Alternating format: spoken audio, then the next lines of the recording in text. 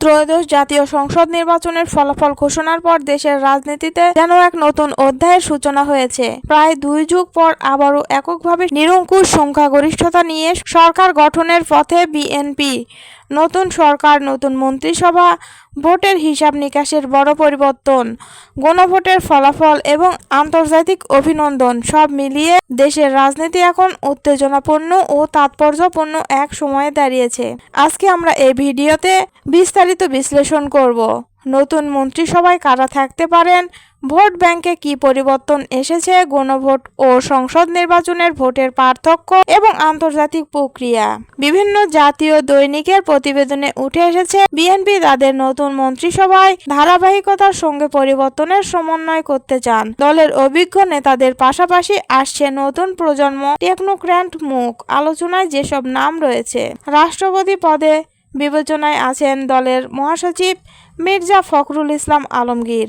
Speaker হিসেবে থাকতে পারেন আব্দুল মঈন খান। যোগাযোগ মন্ত্রণালয়ে দেখা যেতে পারে মির্জা আব্বাসকে। স্থানীয় সরকার মন্ত্রণালয়ে আলোচনায় রয়েছেন সালেহ উদ্দিন আহমেদ। বাণিজ্য মন্ত্রণালয়ের জন্য আলোচিত নাম আমির খসরু মাহমুদ চৌধুরী। শিক্ষা মন্ত্রণালয়ে থাকতে পারেন এএনএম আহসানুল হক মিলন। এছাড়াও গয়েশ্বর চন্দ্র রায় এবং ইকবাল হাসান মাহমুদ টুকুর নামও সম্ভাব্য তালিকায় রয়েছে।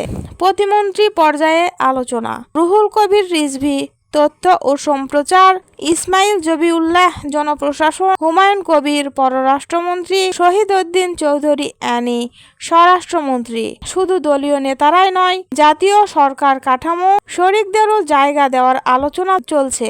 সেখানে ববি হাজ্জাদ, আন্দালিব রহমান পার্থ, নুরুল হক নূর, ডক্টর রেজা কিবরিয়া ও মোস্তফা জামাল হায়দারের নাম উঠে এসেছে।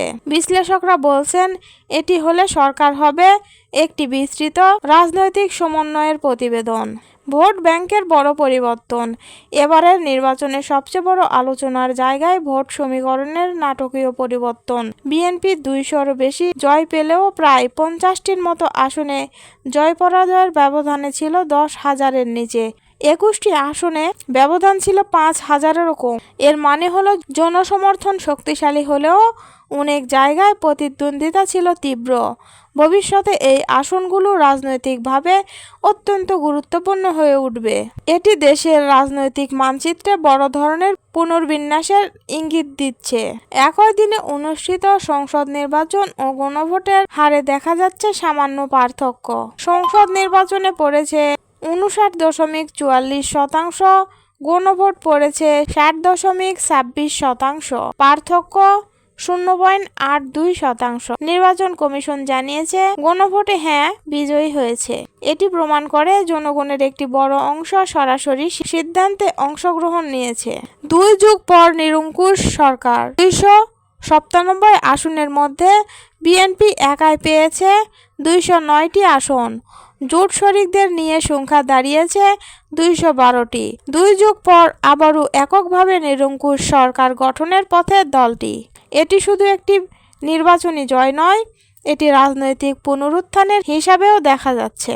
নির্বাচনী ফল প্রকাশের পর আন্তর্জাতিক মহল থেকে এসেছে অভিনন্দন বার্তা। ভারতের প্রধানমন্ত্রী নরেন্দ্র মোদী, মালয়েশিয়ার প্রধানমন্ত্রী আনোয়ার ইব্রাহিম, পাকিস্তানের প্রধানমন্ত্রী শেহবাজ শরীফ ফোন ও বার্তার মাধ্যমে বিএনপি ও তারেক রহমানকে অভিনন্দন জানিয়েছে। এটি ইঙ্গিত দেয় নতুন সরকারের সঙ্গে আঞ্চলিক ও আন্তর্জাতিক কূটনৈতিক সম্পর্ক আরও সক্রিয় হতে পারে।